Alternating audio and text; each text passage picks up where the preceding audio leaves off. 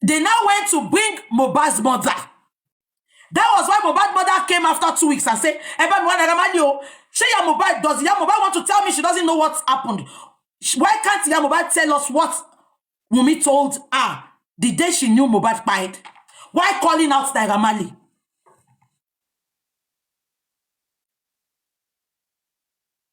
Why calling out Naira Marley? Now, in all their narrative now, can you all see that there is no way Naira Marley was mentioned? Even in Ashana's narrative. My question is, Olori Buko Omoton she interview Kiri. Why can't she tell us why she diverted us to Naira Marley? Just to cover their shit. Just let me tell you something about this girl. She said it and everybody heard her. She said, I can bully you. If I don't like you, I will bully you. And the only problem she had with Naira Marley was that Naira Marley was doing a program one time. She slid into Naira Marley's inbox and she said she wanted to come for that program. When you see many of them attending programs, attending parties, many were not invited. They will slide into the celebrities' inbox.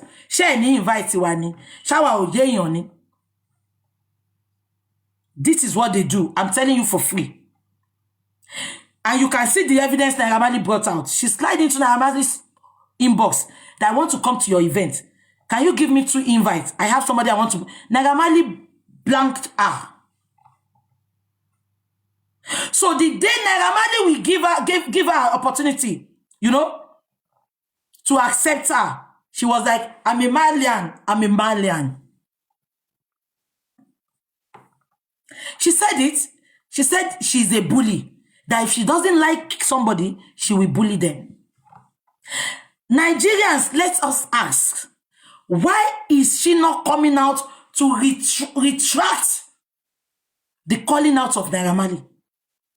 She was the one that said, cancel Naira Marley.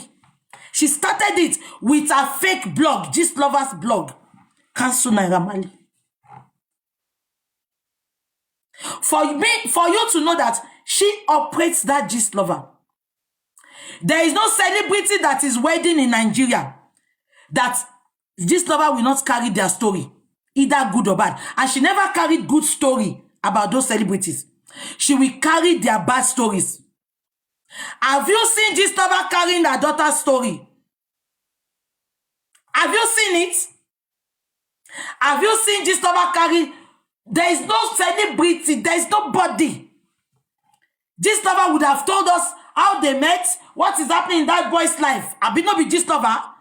Have you ever seen that girl's story on Gist Lover's page? You will not see it. Because they know what they are doing.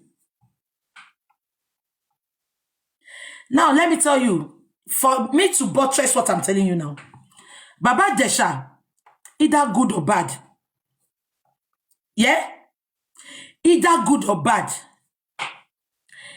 She had a personal vendetta with Baba Jesha. Yeah? Immediately she heard about Baba Jesha's story. She called that woman, the lady that was involved. You remember she said it on her page. She said, I called her. Inu ibaje eyan lohun ma tin sayo. Ọmọ burúkú tí ó lè ṣoríire. Tó Ọlọ́run ìwà òun lọ́lọ́run fi jẹ́ káwọn ọmọ òun fóun ní kọ̀pọ̀bálẹ̀. Ìwọ tó ti mọ̀ kankan, Ìyábọ̀. Wo bí ìyá ẹ ṣe pẹ́ láyé tó, ó ya wèrè gbẹ̀yìn ni. Ìyá ẹ ti ṣèkà, ó ti pa àwọn ọmọ ọlọ́mọ lẹ́kún jayé. Tí ìyá ẹ bá jẹ́yàn tó dá ni kò ní ya wèrè, wọn ní fi okùn ajá, wọn ní fi só mọ́lẹ̀ bó ṣe kú yẹn. Ìwọ náà pẹ́ láyé. Ṣùgbọ́n Ìyábọ̀, gbogbo ibi tó jẹ́ kójú àwọn èèyàn rí pátá ojú àrí àfi tọ́lọ́wọ́ bá sí lókè. Ṣé ń gbọ́ mi? Ẹ jẹ́ ká, I want to buttress everything with Baba Jesha. Immediately the lady updated. She said it in her update. She said she called Princess. And Princess told her that it's true. She quickly went to Princess. Emagbo. Baba Jesha, kini kon se rántí when she said she was fighting for that girl. She stated, and I quote, Baba Jesha, if they leave you, matale mi, kilaju. Matale mi, ma fi be sejo, abeti gbagbe ni. Ìgbà tó ń bá Baba Jesha jà, àṣé Baba Jesha ti ṣe. Baba Jesha was at an event. Ṣé dem pé àwọn all these comedians sometimes they joke. Baba Jesha said, that was when her mother died. Baba Jesha jokingly said, Ìyábọ̀ ti pàyà ẹ̀, ó ti fi ìyá ẹ̀ ṣògo owó, ó ti fi ṣògo òkìkí. That thing never got down on her. She was really angry with Baba Jesha. She even told Baba Jesha apologized that it was just a joke. On en tó bá jalè lára máa fún. Ṣé wọ́n pàyà ẹ̀ fi ṣògo owó ni? Ó kúkú ṣògo òkìkí náà, ó ṣògo owó, kò jẹ́ fún ẹ.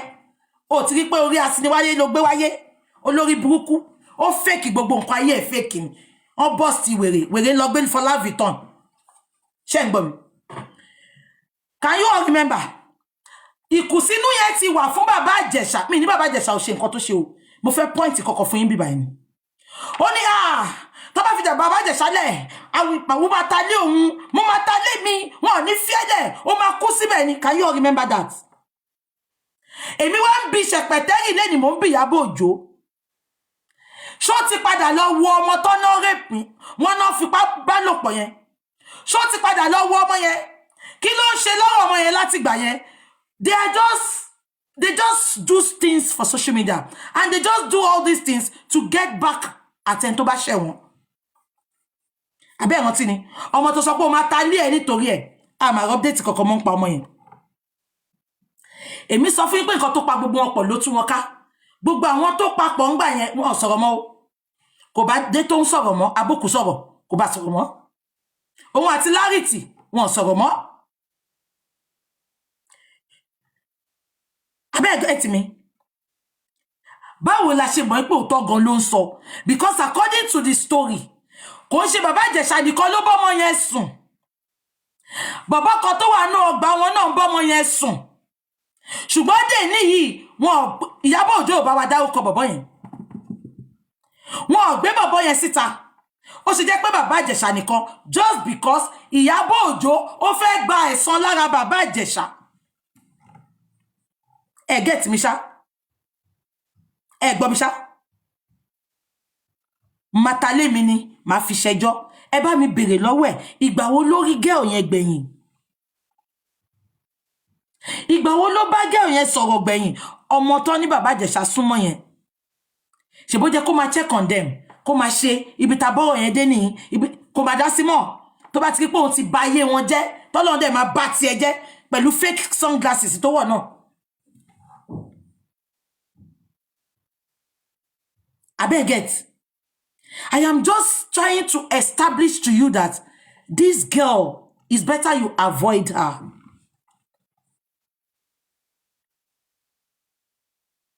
Yabo, Bobi dada, ó lẹ́yẹ. Ṣùgbọ́n máa sọ fún ẹ pé ẹyẹ lẹ́yẹ ń jẹ sanra. Nǹkan tí máa fojú ẹ rí. Yabo, orúkọ ò ní kúrò lẹ́nu mi. Èmi tí mo sọ bẹ́ẹ̀ ni. Ṣó mọ̀ pé òyò ò lè petition mi. Tó bá dẹ̀ petition mi, màá sọ fún lórí búkọ ọlọ́pàá tó fẹ́ petition mi fún pé ó dárúkọ mi lórí platform ẹ̀. Ìwọ náà ti dárúkọ mi. So kò bá jẹ́ ẹ̀kan ló dárúkọ mi, I have every right to mention your name million times. Òrówó fi ṣayé. Owó ló fi ń ṣayé, òrówó fi ṣe. Ẹni ẹ̀yìn ni ẹ́.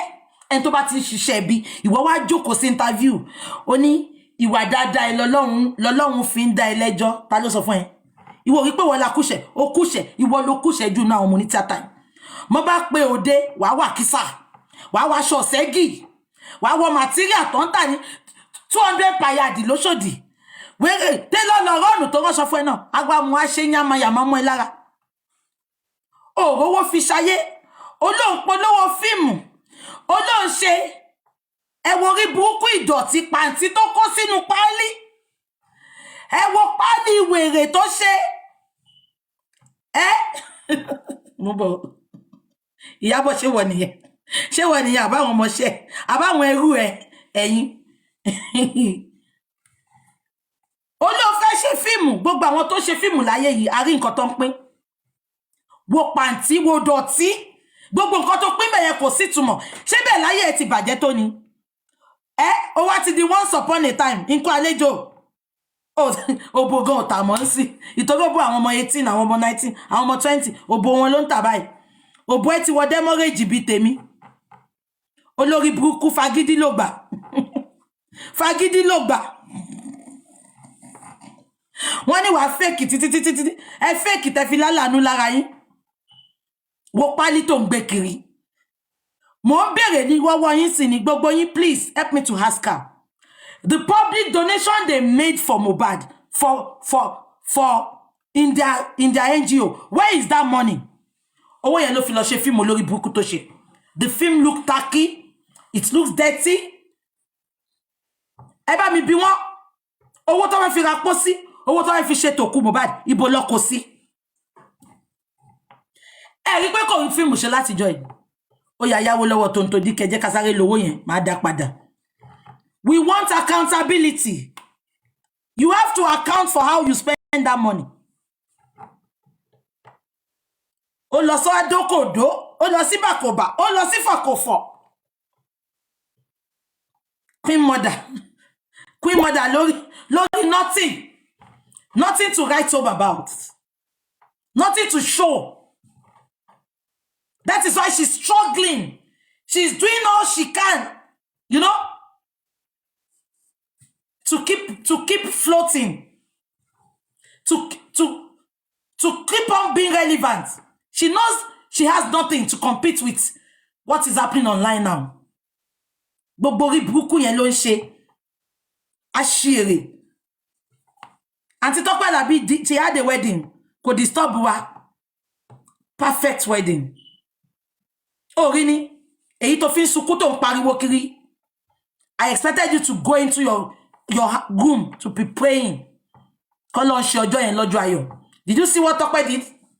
Tope took her daughter and the husband to Winners Pastor. What do I don't ṣe fáwọn ọmọ yẹn? Èmi fi pé nǹkan tó jẹ́ kó máa ṣe nìyẹn. But rather, you want to compete with people that don't even know you exist. When you come online to get validation, that means you are not happy with them. You just want validation to keep being relevant. Ìwọ tó jẹ́ kó wọlé àdúrà kó máa gbàdúrà, k'Ọlọ́run bẹ́ẹ̀ dìjọ́ yẹn mú, k'Ọlọ́run bẹ́ẹ̀ dìjọ́ yẹn mú, k'Ọlọ́run bẹ́ẹ̀ dìjọ́ yẹn mú. Oh, mọ̀ pé bí tágbára èèyàn kan dé ní ti èèyàn kan ti bẹ̀rẹ̀. Wo Tope Alabi. What is the name of that Winners Pastor? Àwọn ọmọ yẹn kọ́kọ́ lọ. Kí ló kọ máa yẹn Winners Pastor. Kò sẹ́ni tó gbọ́ pé Tope fẹ́ ṣèyàwó, ṣé Tope ò lágbára ni? Is Tope Alabi not spiritually inclined? Abeg gbọ́ mi ni. There's one pastor, Pastor Femi Lazarus. She analyzed social media one day. Ẹ̀rù bà mí. He analyzed social media. Ẹ̀rù bà mí. Pastor Yedepo, go and see that video on Ayomikun, Tope Alabi's daughter's wall. Pastor Yedepo was prophesying on the husband and the wife before the wedding. Olórí burúkú eléyìí, olóṣì olóhun, ibi la máa jókòó sí.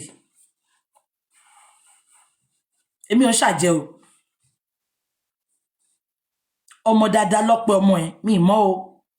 Ṣùgbọ́n wọ́n ló fẹ́ fi ìka ẹ̀ ló fẹ́ fi kọ́ sí ọmọ yẹn. I will advise that girl. Ṣé gbogbo èyí tí wọ́n náà ṣe tó fi yá ẹ̀ tó ń jẹ́ kó máa lò yá ẹ̀ fi gbé ògo ẹ̀ga yẹn. I will advise you to go look quietly. Go and face your husband.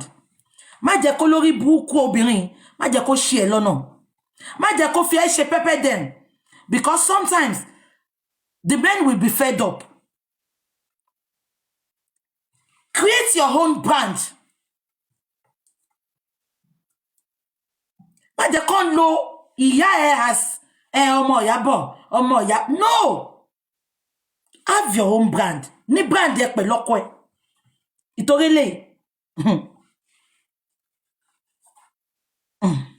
Kó má yẹ pé nǹkan tó ṣe ìyá ẹ̀ ló máa eléyìí tó tẹ̀ máa ṣe léyìí náà. Orí pọ́wọ́ ẹ̀gán ti sọ àwọn èèyàn everything ló fẹ́ gbé sórí wall ọmọ ẹ ṣe báyìí ìwọ náà ṣe báyìí orí pọ́n bẹ́ẹ̀ gbé kiri mọ́ ìjọ tó lọ gbé nǹkan kan síbẹ̀ sórí ìjọba láńdé ó bò mọ́lẹ̀. Ìyábọ̀ Òjó, change your ways. You are evil. I've heard a lot about you. With your close friends, you are wicked. You are evil. Change your ways. Instagram is finishing soon. I'll be coming out tomorrow. We need to listen to her interview. Yeah? She needs to come out and tell us. Abiola to interview ìyẹn tiẹ̀. Mi mọ̀ nǹkan tí máa sọ fún wọn tiẹ̀. Ẹnu ọ̀ka. Ṣó mọ̀ pé ó lọ tá gbúrò ẹ̀. Ó tún wá padà wá ńsìn. Ó wá ń ṣàbòsí. Ó gbọ́dọ̀ interview ẹnu ọ̀ka. Kí ló dé tó ṣe dá ọkọ Naira Marley?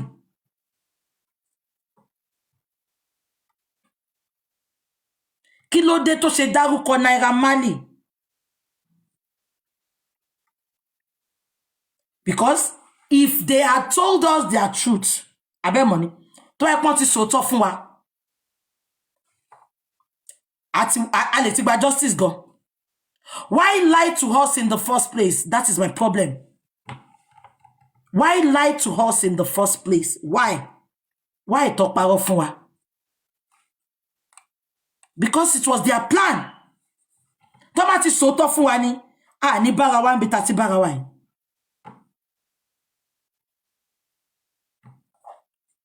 Àwọn olóṣì ó ṣe gbogbo ẹ̀ náà fake bag ló lọ gbé Lọlá Vuitton Fọlá Vuitton ló lọ gbé ojú òtí ẹni báwo ló ṣe gbé ó tún gbé confidently ṣòro bí original ló gbé ni àwọn olóhun dèdè wọn lé kankan ibi tán lé sí ni kan dókó ọkọ lọ́kọ kan cross fork.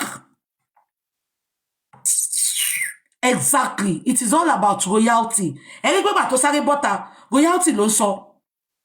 Royalty ló ń tẹnu mọ́. Ìkà ò jẹ́ ṣe tiẹ̀ bẹ́ẹ̀. Tó bá fi ó ti sọ pé you are a good mother afẹ́ gbogbo mo sọ fún gbogbo ìyá ni good mother ìyá ta wá làjẹ́. Ọ̀tí tó bá kẹ́jẹ̀ mọ́nu ìyá yín náà.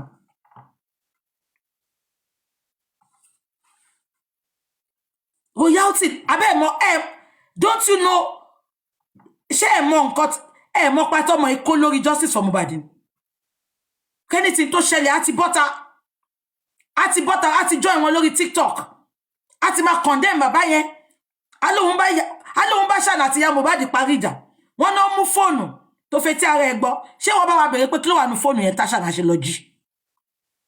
She messed up this MOHBAD case ó wá lóhun wá disappointed ipò oúnjẹ kan exhume. You are disappointed because it did not go your way. You are disappointed because you expected us to castigate Naira Marley, but you see that we did not castigate him. That is why you are disappointed. Kí ló kó ẹ pẹ̀lú pé MOHBAD wà ńlẹ̀ ńbẹ̀. Ẹ̀yin náà lè sọ pé kó ṣe autopsy. The government came out with inconclusive autopsy. Then let it be. Let the autopsy come out. Why are you rushing? You are disappointed because it did not go your way. You are disappointed because the Nigerians, many sensible Nigerians, they are not calling Naira Marley out again the way you wanted it. God shamed you. That is why you are disappointed. Say your truth. Stop hiding truth. Your body language says it all. You quickly came out to call out Elegushi, call out Sam Larry, call out Naira Marley.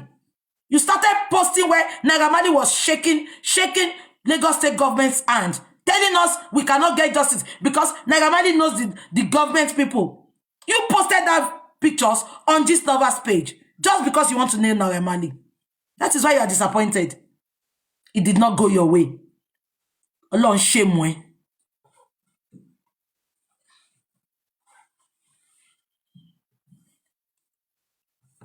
Have you ever seen Ashana mention Naira Marley? No. Because that was not what happened. Now, because they said Naira Marley is out of the case, I expected her, if you are truly an activist,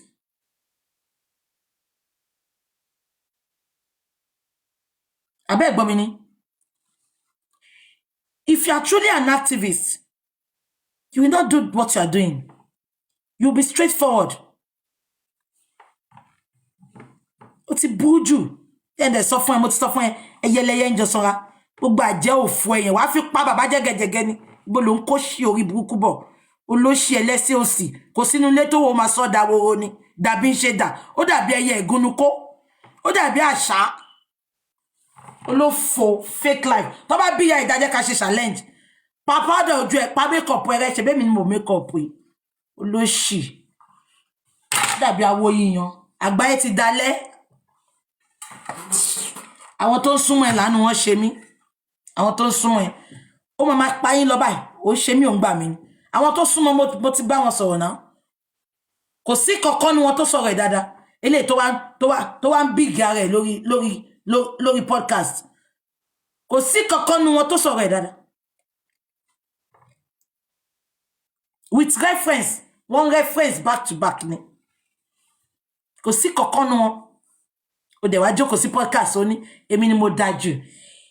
Ìwà mi, ìwà Ọlọ́run fi dé lẹ́jọ́ ni ìyá wèrè. Ó mọ nǹkan tó mi kíyàn ya wèrè ṣá. Láì ṣe pé yẹ mú gbó. Ìyá wèrè. Ó mọ nǹkan tó mi ní ṣá. Ó mọ ye yes tó fi so ya ẹ mọ́, tó fi so mọ́ psychiatric. Tó fi ya ẹ ṣe exhibition níbi tó fokun okun ajáde mọ́. Ó mọ túmọ̀ yẹn ni. Ṣebí tó láwọn Tanzania ò rọ̀ kan ni. Tó bá jẹ́ Yorùbá ni wọ́n àmá lọ fẹ́ family yẹn o. Wọ́n máa ya wèrè inú family yẹn o. Ó mọ ní. Ó mọ ní. Ó sọ kò sọ. Ó máa tawọ́ mọ́. Ó máa pé máa ta mọ́wọ́ náà ni. Àwọn àna ẹ ló ṣe mí. Ọlọ́run á protect ọmọ àti ọkọ ẹ o. Èmi ò wish ẹ bad. Kọ́mọ ṣe tiẹ̀ lọ́tọ̀ kí ìyá ṣe tiẹ̀ lọ́tọ̀ ni. Má kó bọ́mọ lọ́mọ. Ẹ jẹ́ á máa lọ. Ó tọ́ ni mọ̀ ṣá. Yorùbá ló burú jù. Mọ̀ ni. Exhibition ló fi yẹ ṣe l'Abẹ́òkúta. Ní Kútọ̀. Ibi tó ti ń wo wèrè. Mọ̀ Kútọ̀. Ibẹ̀ ló kọ́kọ́ sọ yẹ mọ̀. Ìgbà tó wá lóhun ra lé Lẹ́kì yẹn tó rẹ́ǹtì yẹn. Wọ́n wá mú yẹ wà bẹ́ẹ̀. Mi parọ́. Ẹbà wọn tó mọ̀ rí. Kútọ̀ exhibition ló fi yẹ ṣe. Gbàgàdàgbàdà báyìí wọ́n gbé signboard síbẹ̀. Celebrity mother.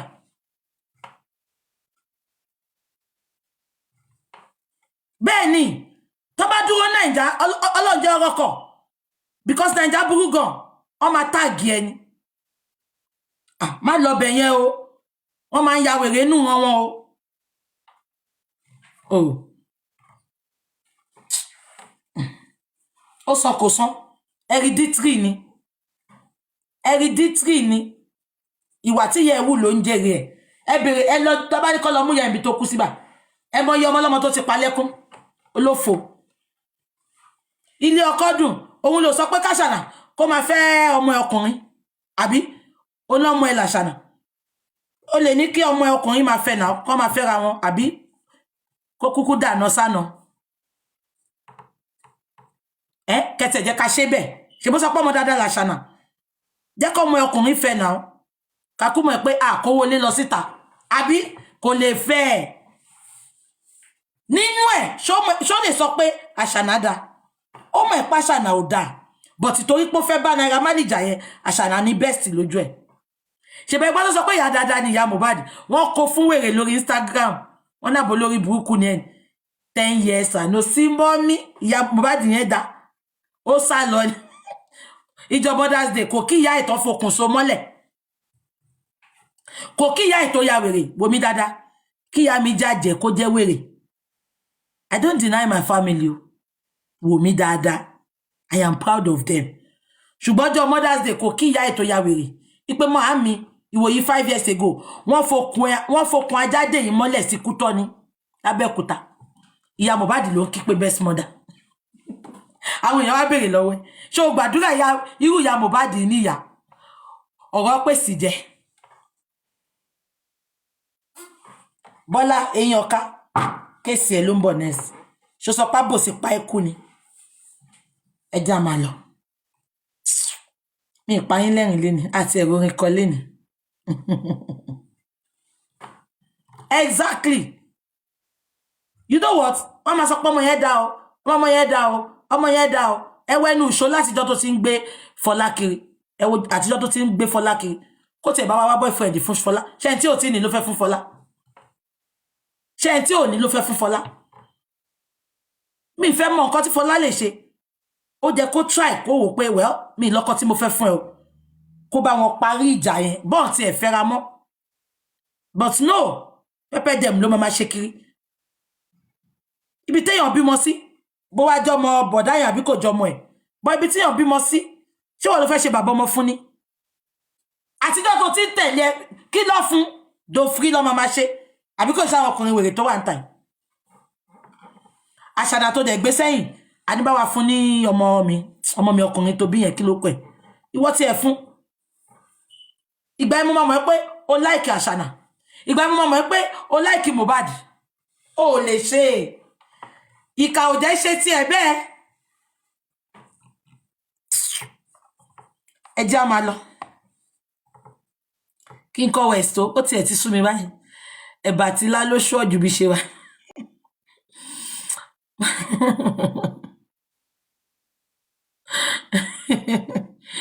ẹ jẹ́ kí n wá ló ti rẹ̀ mí gan àwa ṣe chat lọ́la ṣe gbọ́ interview ẹ̀ yìí a máa analyse ẹ̀ lọ́la ṣe ti gbọ́ because ẹ mọ̀ pé bàbá ṣe ń ṣe interview man like máa analyse ẹ̀ and for everybody watching me please don't ever read Insta blog for Mohbad's updates.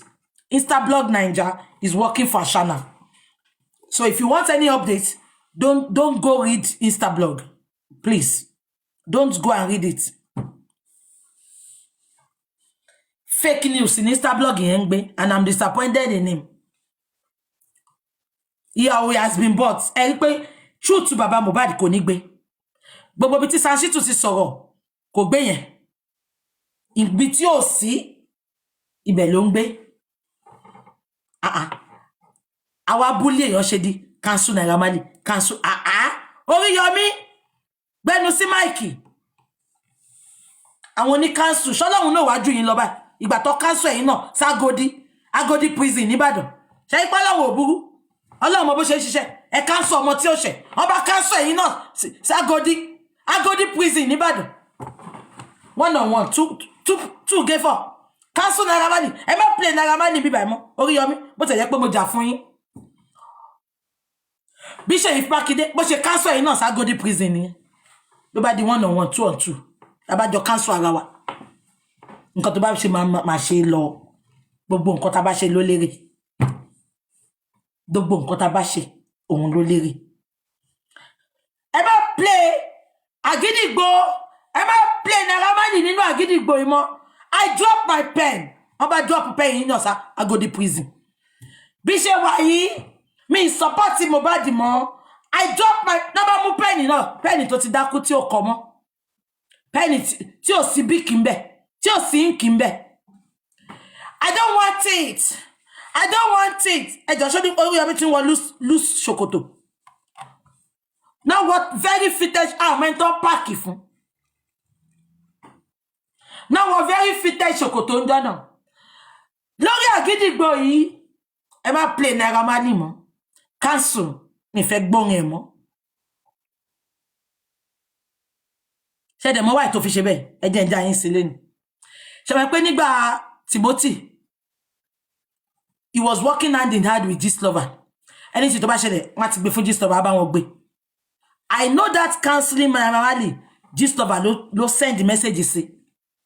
Oríyọmí ò dájú bẹ́ẹ̀.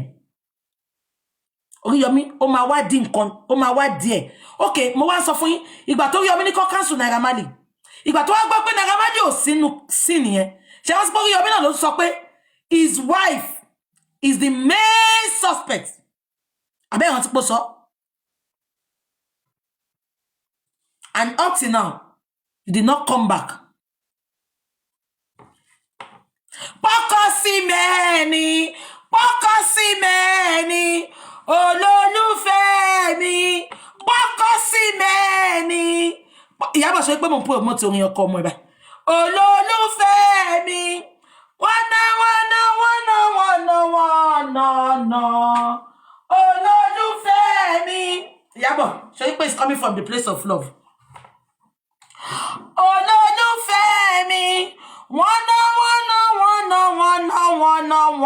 wọn wọ́n kọ́ sí èmi àmọ́ bí agbókó sẹ́nu lọ́sọ ni bí àtútọ̀ díẹ̀ lọ́sọ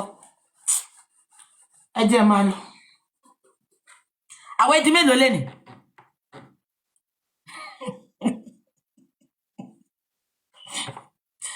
àwọn ẹdí mélòó lẹ́nì mo gbẹ̀ṣẹ̀ tọmọ aláwọ̀ ẹdí mélòó okùn mélòó ta máa ṣínú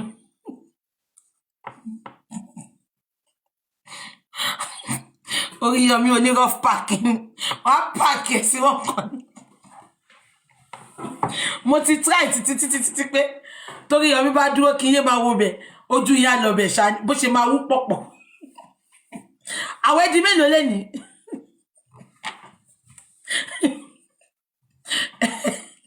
18 okùn mélòó 12 ìgbà lọ bá ń pàṣẹ bí òdòbí yẹn mo gbẹ̀ṣẹ̀ tán mo náwó ẹ̀dí mélòó mo máa ń gbàwẹ̀ tó kù 12 tó bá ti kù 10 yẹn ni máa ń bá wọn gbà olólùfẹ́ mi pọ́kọ́ sí ẹ̀mí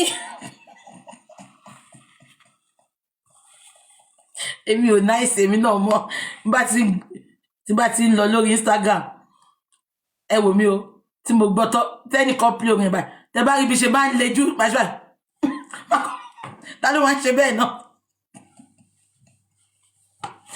ta ló wá ń ṣe bẹ́ẹ̀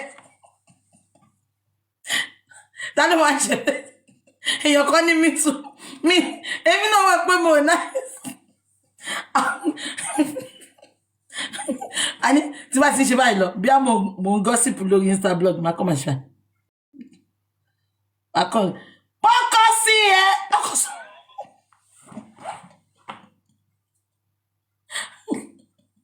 àdúrà mo rò bí wọ́n lọ ń promote tẹ́lẹ̀ ní àdúrà pọ́kọ́ sí ẹ lọ ń promote ń sìn àdúrà olórí burúkú wọ́n ní kí wọ́n máa parọ́ ibi tó ẹ̀gbọ́n ẹ wà àdúrà ti ya Mohbad ẹjọ́ ṣé Mohbad ti kú ni àgbúrò ẹ àdúrà ọ̀sẹ̀ kan ló fi promote ẹ pọ́kọ́ sí ẹ wọ́n fi ẹ́ replace pọ́kọ́ sí ẹnu wọ́n sọrin àbúrò mi ní tútọ̀ díẹ̀ wọ́n sọrin wọn di dọ́gì gbọ́kọ́ sí ẹnu àwọn ẹkú mélòó báyìí ẹ jẹ́ máa lọ ó ti dàbẹ̀ ẹ jẹ́ máa lọ Ṣèyí Tinubu ó ṣe kùnrodo bí ìgbà ó ṣe kùnrodo bí ìgbà tó mú bọ́ọ̀lù àfẹsẹ̀gbá ẹmọ kí olóṣì tí ò sanra tó ń yọkùn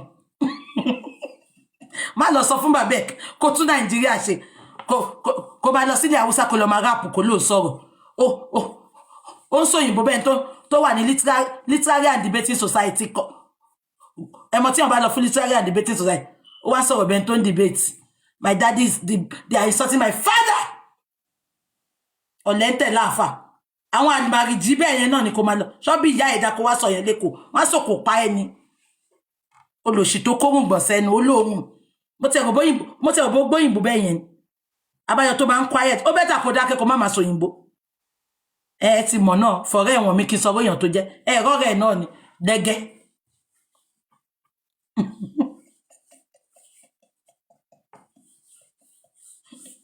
ẹ jẹ́ àwọn àlọ́ wọ́n ní VJV going best scholar kí lágó sọ ẹ jẹ́ àpò best scholar kọ́ sáré bá wa rap up best scholar kọ́ request níbí ẹ jẹ́ ìpò kọ́ request ọ̀la kọ́lí ṣò la máa ṣẹ̀ṣẹ̀ gbọ́ at all Ṣèyí Tinubu is not fluent at all you will know he's dump upstairs rí bó ṣe sọ̀rọ̀ ni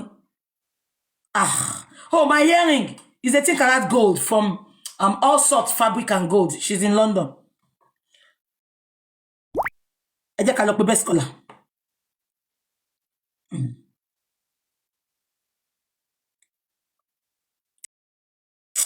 My dear best scholar, okay. Ẹ jẹ́ pè best scholar kó wá sórí bí kó wá wrap it up. Give best scholar. I know my heaven is view once. Don't worry. Best scholar. Abi, ṣé Time tó máa kírun ti tó ni. Èèyàn kan ní igbó lọ jì ní ṣe study. Daddy. Yeah. Ẹ pẹ̀lẹ́ sá ikú òǹgbẹ. Daddy ṣe máa join ni. Ṣé ẹ ń wò mí? Ẹ wò mí. I've sent a request to you. Okay, ẹ jẹ́ ká gbé yín sókè. I've sent a request. Kẹ bá sáré analyze. Okay, accept.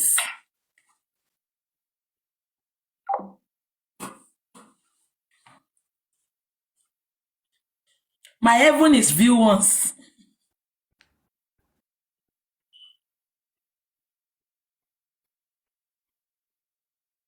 Daddy, sorry, Daddy. Ó dàbí pé ń bọ̀, ẹ dúró. Ṣé ń gbọ́ mi, Daddy? Daddy. Mo rí kíní kan tó pọ̀ sí mi báyìí. Okay, microphone.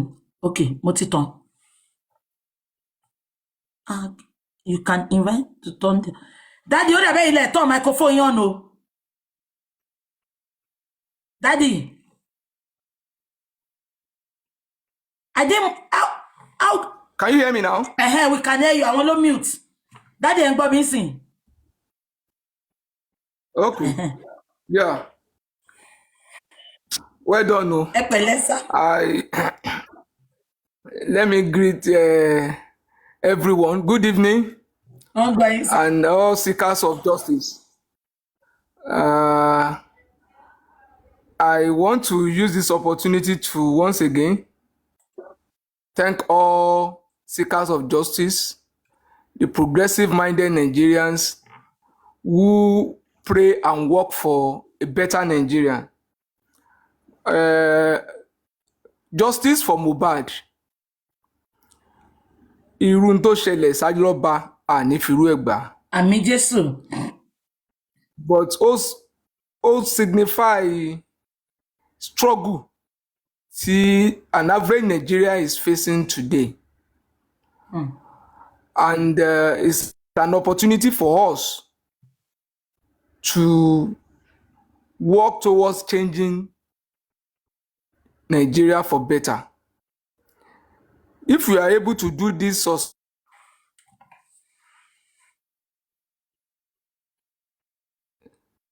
a right signal to those who are leading us, those who don't even know what it takes to be leaders, those who don't deserve to lead us.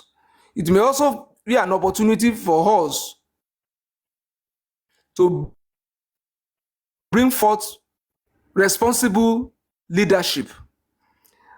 A wà nílùú tọ́lọ́pàá ń sọ fún wa wípé Tọ́pẹ́ Alabi's daughter and her husband and Papa Oyedepo getting the blessings. Daddy, ẹ má bínú sir. Ẹ má sọ lọ sir. May God bless the new man. Amen, sir. Daddy, à ń gbọ́ yín o. Ẹ bá wa gbẹ́nu sí máa. Government is telling us that somebody died, and police report says the victim died bleeding profusely. And somebody is telling us you pay t-shirt, short list to war on that very day. Soap with blood has been washed the following day. Ibola sọ Daddy.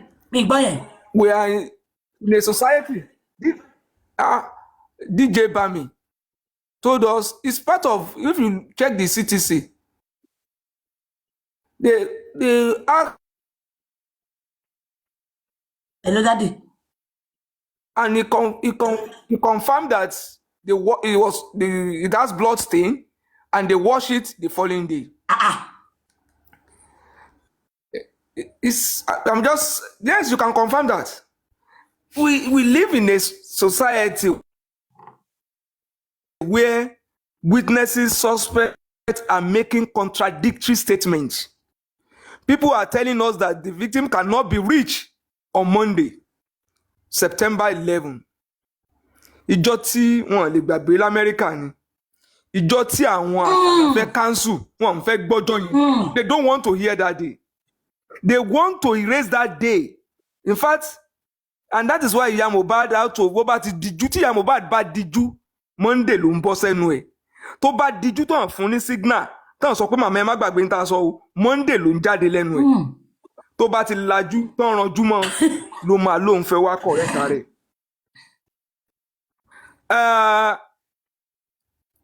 We are also preaching responsibility in marriage. Èèyàn kan wá sọ pé ọmọ tó ṣiṣẹ́ pé benefit bàbá ni wípé làá máa ra coffin fún. Ṣé ọrọ̀ tí bàbá fẹ́ jẹ láyé wọ́n ra Lamborghini fún bàbá wọ́n ra private jet fún wọ́n dream of building mansion for Aloba coffin ni làámù tó fẹ́ fi reward Aloba Asana so òun fẹ́ kí ó tètè ikú ló ṣáà ń rò ó tiẹ̀ ro nǹkan tó dáa bíi coffin bíi kó gbogbo ewu kọ́ ibi tí wàhálà bá ti wà ló ṣáà máa pe Aloba sí. Today you are telling us pé Mohbad went to psychiatric hospital. How many friends ni Mohbad bù jẹ́rí? How many àwọn àbúrò ẹ̀ àdúrà kó jáde síta ibi tẹ́gbọ́n ẹ̀ ti bù jẹ́rí àbí ibi tẹ́gbọ́n ẹ̀ ti sọ̀rọ̀ sí bó ṣe bẹ́ẹ̀ sọ̀rọ̀ nù VN tó ń play yẹn. Ibi tó ti gbàgbé nínú gbogbo tó wà nù VN yẹn if you listen to the content of that VN confirmed that Mohbad has sound memory. Somebody was asking you about something that is important to him and was also telling you that you should make sure that that thing is kept or brought to him and you acknowledge it and you also confirm that you share it with him and you are telling us that ó ń gbàgbé orin ó wá lò mọ̀ọ́mọ̀ record into mọ̀ọ́mọ̀ record ṣé bó yẹ kó máa sọ fún bẹ́ẹ̀ ni pé do you know that today is my birthday kó wá ní I don't know I forgotten. Go deeper. If you are telling us pé Mohbad is this what you are supposed to tell me on my birthday we will know that truly it was on your birthday and ó ti gbàgbé but Mohbad was telling you pé bẹ́ẹ̀ ṣe ń ṣe nídìílé yín nìyẹn ó kàńtà ẹ olórí kọ́ọ̀dù ẹ̀ láti sọ fún bàbá ẹ̀ ó ṣe jẹ́ nǹkan aburú ló máa ń gbé lọ sọ́dọ̀ Aloba níjọ́ tẹ́ ẹ bímọ tẹ́ ẹ níbi ọmọ placenta ẹ háìdí ẹ ó kí ó jẹ́ kó rí nǹkan ayọ̀ wípé ọmọ mi wà lọ́sítítù ibi ẹ̀ náà gbé bá mi ibi yìí kò wọlé ó jẹ́ kó rí ibi mọ́lẹ̀ ṣùgbọ́n gbà tó wá ń lé o rìkọ́ọ̀dù pé o ní ọmọ ẹ̀ gbọ́ ó ní psychiatric ó wá ní critical òun rìkọ́ọ̀dù láti fi hàn bàbá ẹ̀ láti fi dùn bàbá ẹ̀ nú àbí láti bàbá ẹ̀ sọ wípé òun bá sọ̀rọ̀ rí kó gbàgbé ìyá ẹ̀ sọ pé òun bá sọ̀rọ̀ rí kó gbàgbé ṣé ìgbà tẹ́ ẹ fi nǹkan nà tó ń gbàgbé ló fi kákàǹtì fún yín so kò mọ iye owó ẹ̀yin lẹ̀ ń náwó ṣé n tó ń sọ fún wa nìyẹn. Go deeper, sir.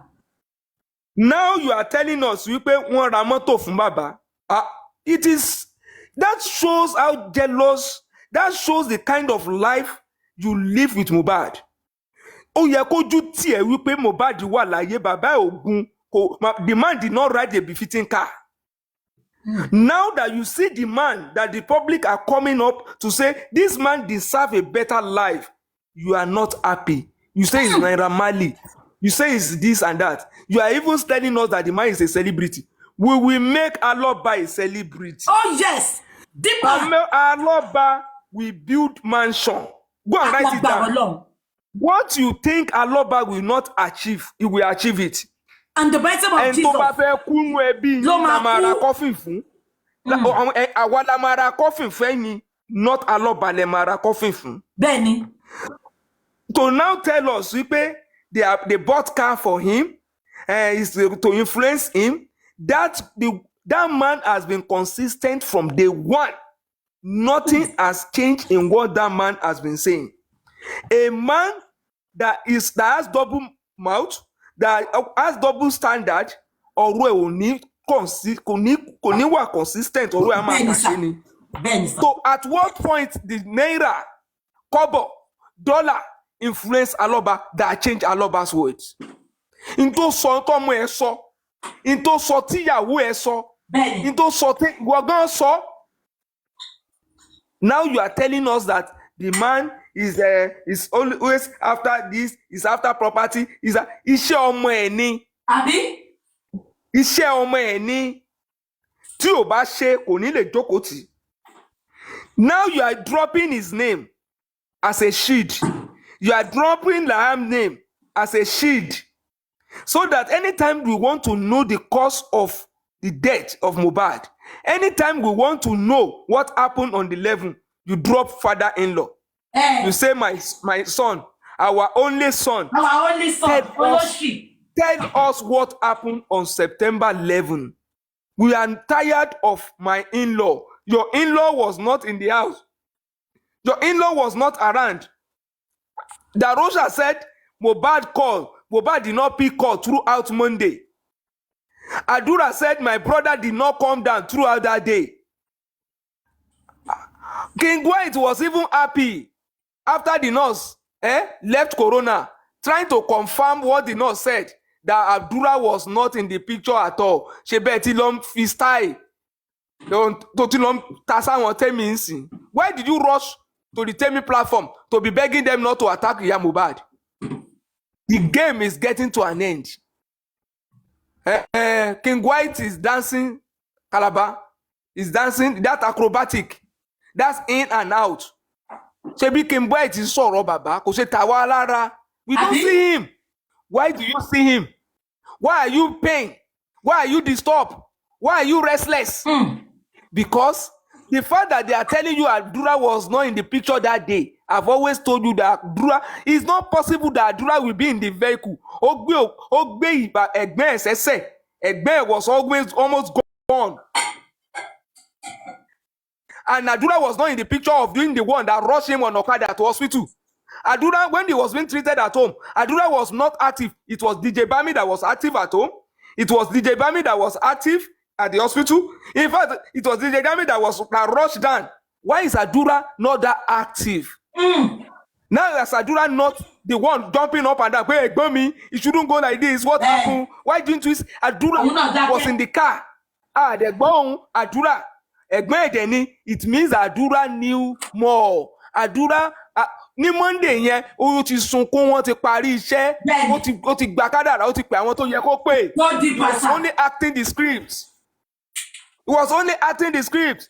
When the nurse came, Adura was in the kitchen. CTC. When the nurse came, Wumi was in the kitchen. CTC. When Adura came, DJ Bami, all of them were in the kitchen. Oh, Wumi, why did you not know that the nurse arrived? I was in the kitchen. I later followed the nurse up. But DJ Bami said, the nurse says DJ Bami that walk her upstairs.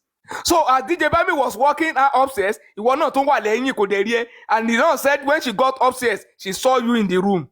Now you were changing room for Mohbad. We first of all carry him from Lian's room to our room. Because only because there's AC in Lian's room. Lian's room. We now carry him again from one side. We carry him from the Lian's room to the wife's room. Why are you changing rooms? Why did you rush to wash the clothes? How come somebody enter your room and quickly notice blood stain on blanket on duvet? If not that stain is significant, how come? Now to the police that is investigating a case of homicide.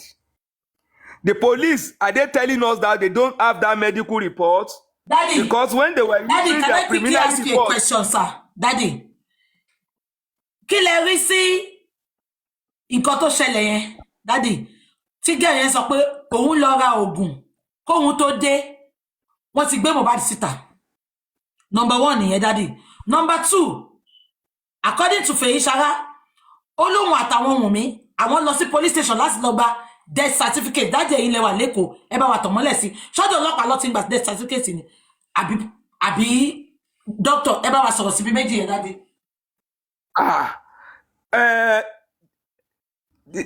The first one, I forgot the first one. No, please. I know the second one. Ìgbà tí jẹ́ yẹn débẹ̀, wọ́n lọ domi sí lórí, wọ́n ní kó lọ ra oògùn wá. Ìgbà tó bá fi padà wá, wọ́n ti gbé Mohbad bọ́ta pé Otiku. No, in my first analysis after the nurse left Corona, I said it that the nurse was eased out. They eased the nurse out of the scene because there is possibility of changing the character in the characters in the movie. Somebody acting, there was a dummy planted, and that is why do you know that it was DJ Bami that called them back in the house to know what was going on. Back. He was like following up, it's like, because if you have left them and you are going to pharmacy to buy drugs, and you are the one who call back again, and then I say combo, converso, and immediately you got to the scene. Immediately they came back. Do you know two things happened? Adura said he went to look for cab in that environment. Did you go out and look for cab? You could not book a boat or something. Wumi said she rushed out to look for car. Two of them left to look for cab. She went to neighbors to look for car. It means that everybody, immediately the nurse left. And the main actor moved the body that they needed to move out.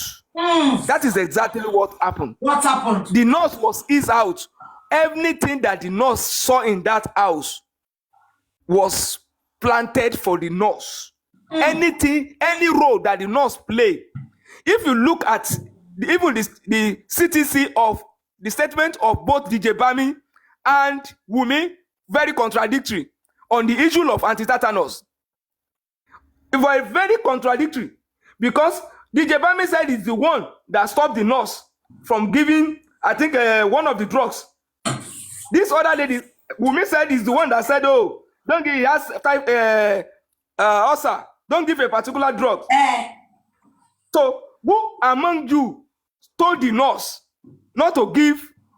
So, it's like everybody felt act and they were overacting.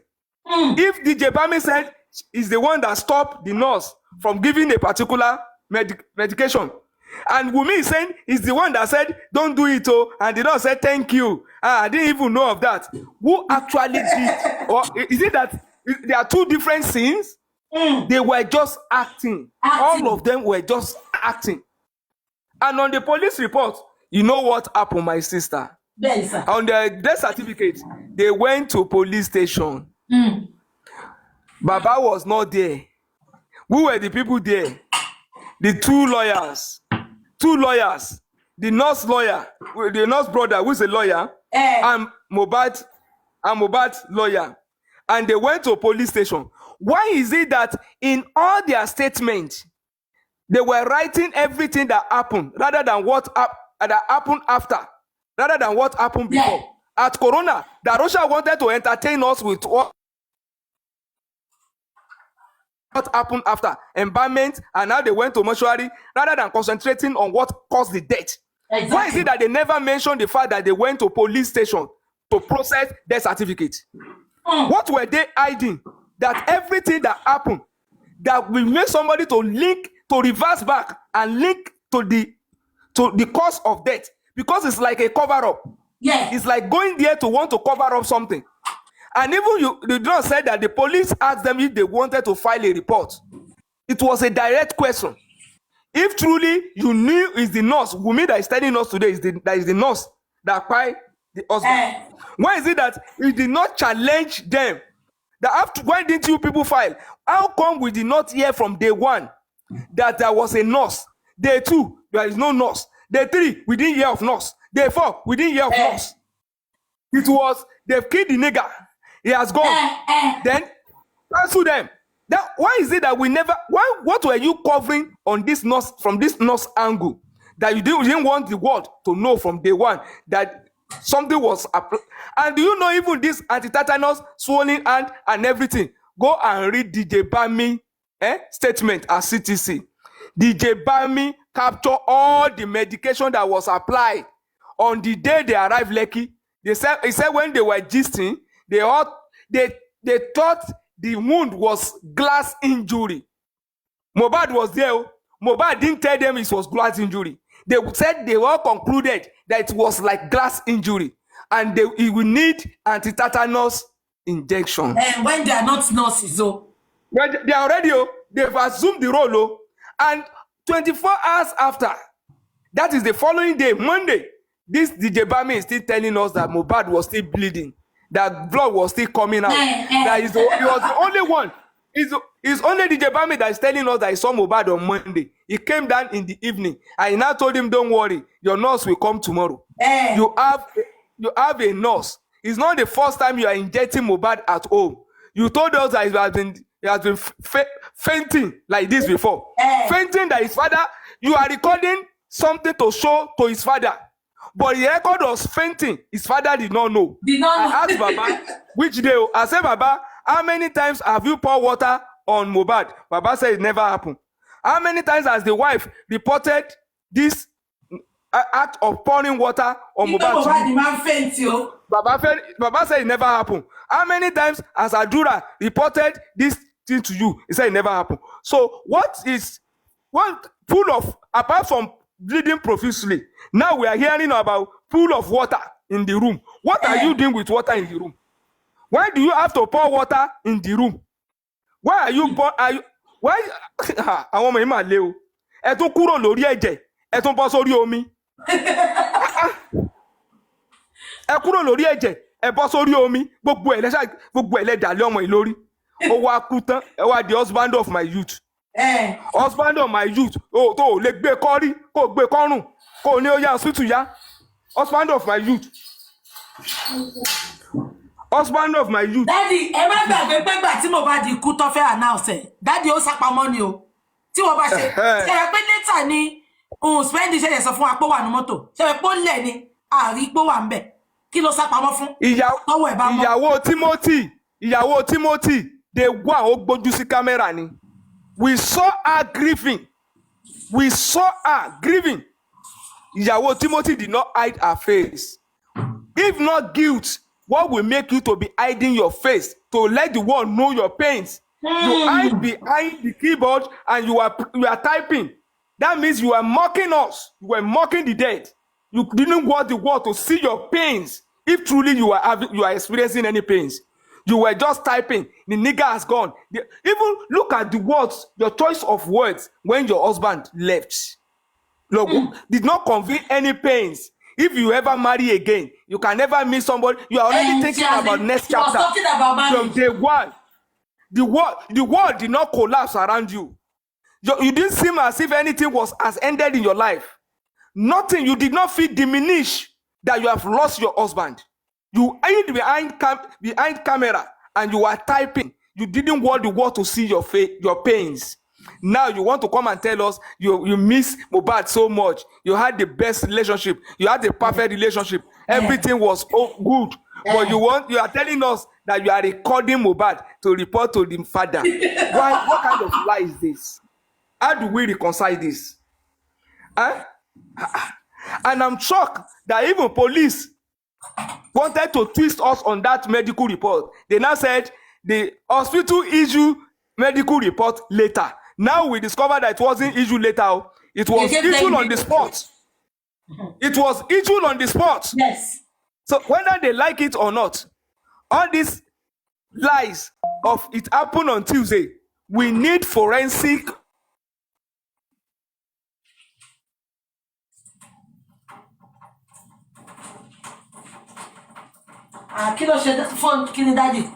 That evidence and their call logs and forensics on their phones will be able to reveal all this.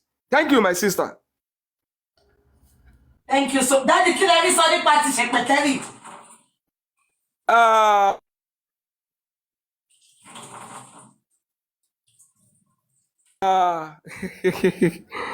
Ẹ ṣáà máa wòran, ẹ máa wòran.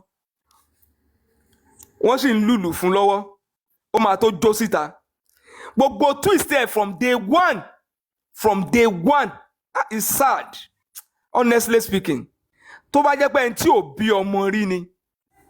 Àbá ní bóyá kò tiẹ̀ experience ẹ̀ rí. Playing a dangerous game. Using somebody's life to play dirty games. Playing on somebody's career, on somebody's future. if somebody could push towards ending Naira Marley's career, why would the person not? Why will it be difficult for that person to end Mohbad's career or Mohbad's life? And that is why it was very convenient for Shepeteri and also Ashana to also agree at that particular time. They are never friends, so they can never be friends, so they can never be. They are never friends. Yeah. Because they are both on the streets, they both have their agenda. Shepeteri knows that this is not somebody that can be manipulated and might be controlled like Enusho. You know, Shepeteri likes dummies. She likes low thinkers, people who don't have it upstairs, people that can easily be moved, people who entertain fears. But Ashana doesn't have that now. Ashana can take her up. So it was a marriage of convenience. They only agree so that they can have their sharing formula of 70-30, 50-50, and move on. It was a marriage of convenience. They can never be together. And when you look at the way they talk, look at them. You will see that they are professional liars.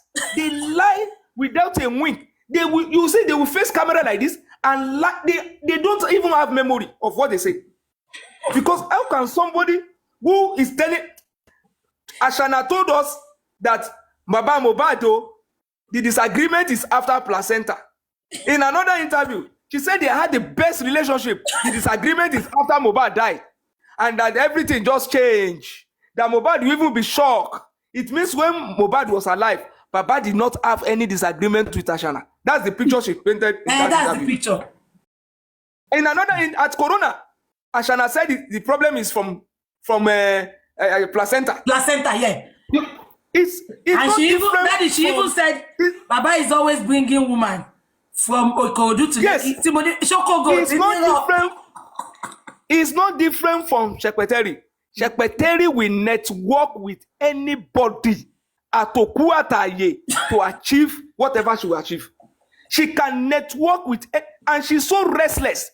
If you notice Ashana too, Ashana may be on this platform. She goes around all platform. I was on Paparano's platform and she rushed down there. She thought I would be able to continue my series there. She didn't know I went there for a mission. These people are, if you see them in character-wise, they are like that. They are just like no substance. They don't, and you see, they are so bitter that they don't mind to destroy friends, even their best friends. You see, and let me tell you one thing: there is nobody that will have relationship with them more than a year and will not want to run for cover, unless the dummies. Look at Shepeteri. Shepeteri cannot stand success. She cannot stand success. She cannot stand anybody succeeding in life. She can't see people progressing. It will be the one that will be pulling you down. It will be laughing and will be pulling you down. Is that different from Wumi? And that is why I laugh at all those who say they are supporting Wumi. Wumi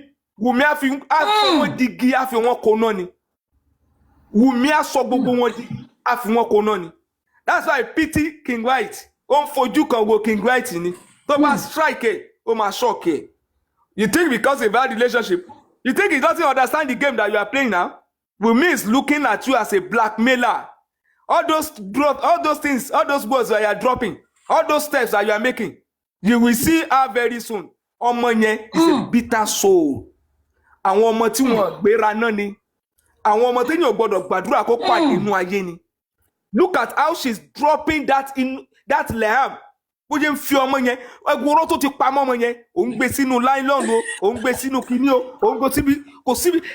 wanted to kidnap them have omo binu o dem fi kidnapping paromo omo to binu o de lo gbe sínú nylon lórí irọ́ omo to binu ó dẹ̀ move placenta ẹ̀ ó sọ di issue lójú ayé. ẹ jẹ́ má gbàgbé ó tún sọ Ọmọ pé tó bínú. unwanted pregnancy ni ó pàwọn ò fẹ́ bí pé bàbá ló ń bẹ. You say unwanted pregnancy from day one ó dẹ̀ sọ ọmọ yẹn ó sọ ọmọ yẹn di wàhálà ó wá ń fọ ọmọ yẹn negotiate for your own success in life. It's because ṣiṣẹ́ rí.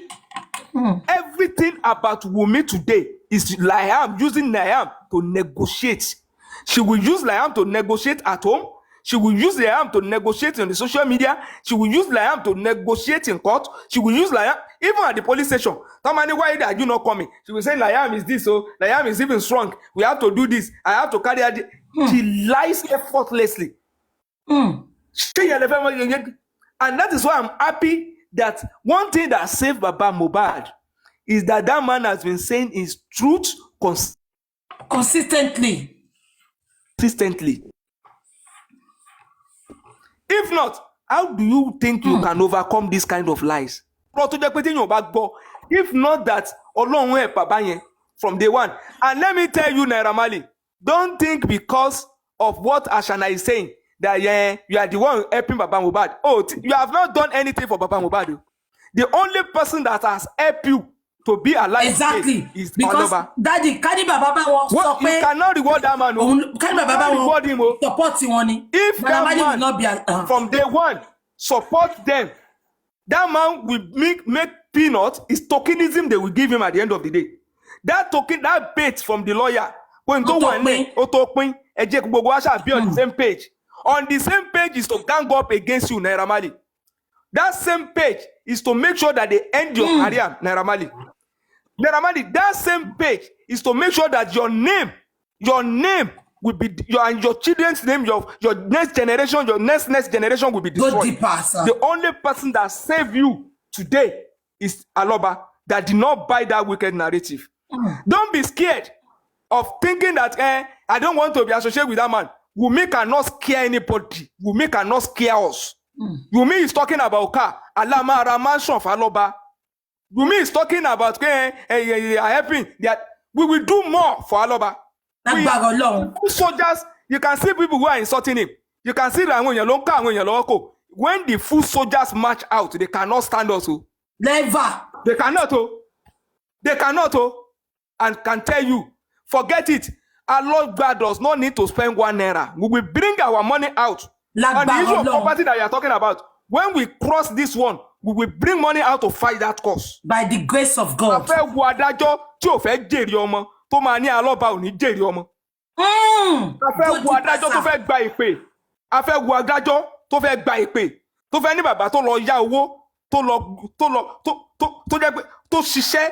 Tó kó ọmọ mẹ́ta sẹ́yìn táwọn ọmọ yẹn fi dàgbà.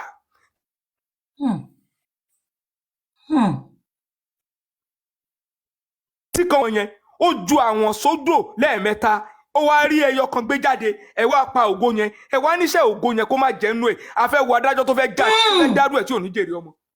We are going to be on this street. Naira Marley, when we will come to you, when you will give Aloba what Aloba deserve, don't think you can reward him. You will do it, but we have not gotten to that stage. Thank you very, very much. Thank you, my sister. Best caller is the best. Ṣé pé èmi tí mo fún best caller ní best caller. Mo ti rí kí n tó fún wọn best caller is the best. Thank you so much, sir. And thank you for supporting our other soldiers, other àwọn èèyàn tó support justice ẹ ṣé sir. Thank you for all your great submission. Every day, all the time. We have to call it a day today. Thank you so much, everyone, for watching. Thank you for your contribution. Thank you for sharing. Thank you for liking. Thank you for commenting. I'm very sorry. I promise that people will call in today and you can give your submission so that but I promise you tomorrow is just going to be calling. I will quickly play Iyabo Ojo's interview. Then people will call in tomorrow. I'm so sorry about today. And I've promised as well, if I'm not busy, if I'm not working, I'll be joining all our gladiators platform. I was at Sister Comfy's platform yesterday, just to type. I couldn't come up. If I'm free to come up, I'll be coming up. But if not, my come and share support. I'll be joining you all now. Yeah, it's not like you pay. I don't want to join. Mom, I'm busy, but Mama, your shame say ma worry. I'll be joining when I'm not working. My join, my comments. Tibale gunke, ma gunke shetigbo. We want to say thank you to all the generals, all the supporters of justice from Mohbad. Koni suwa, koni rewa. Kaka ko rewa, ma mu rero do ni lágbára Ọlọ́run. Thank you so much. Ma rí yín lọ́la shetigbo. Lola, I love you all so, so very much. Please continue to support our gladiators, our presenting. Continue to support them. I'm not support them. God bless you. To our best caller, Daddy Agbanya Daleo. You are so good. But it's okay, last. Best caller, no ma pa won. Our submission one yẹn, Bangkok Beni. Toba bẹ̀rẹ̀, our host. Thank you so much. Yeah. We appreciate our host. We will appreciate you all so very much. God bless you. Permission to follow. I love you. YouTube, I'll see you all tomorrow. Bye-bye. Bye, YouTube. Bye. Bye, Facebook. Bye. Bye, TikTok. Bye, local TikTok. I love you all. Bye. Thank you. Thank you. Bye. Bye.